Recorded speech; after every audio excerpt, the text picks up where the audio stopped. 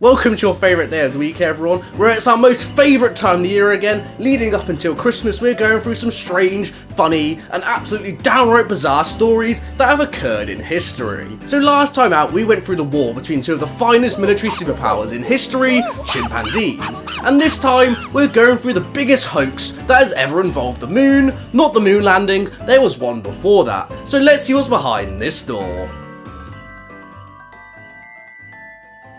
The Great Moon Hoax of 1835.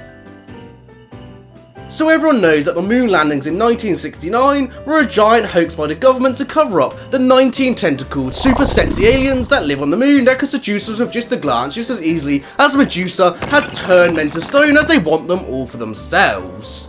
I'll make sense of that. But around 130 years earlier, a great moon hoax hit newspapers describing all kinds of monstrosities that lived on the moon. The Great Moon Hoax of 1835 was a series of 6 articles published in the New York Sun newspaper, not the same as the awful one today in England, about the supposed discovery of life on the moon. The articles described bison, goats, unicorns, bipedal beavers, and bat-like winged humanoids living on the moon and building temples with magnificent trees, oceans, and beaches. Apparently the discoveries were made with an immense telescope of an entirely new principle, but the observations had to be terminated as the telescope was destroyed by the sun, causing the lens to act as a burning glass, setting fire to the observatory.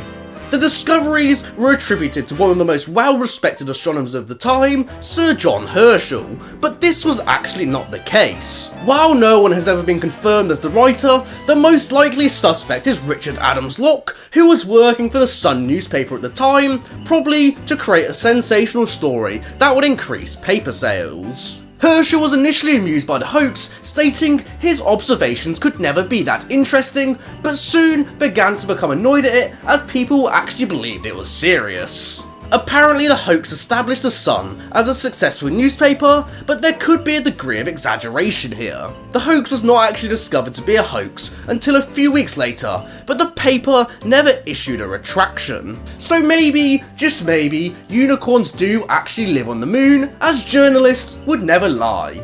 Would they?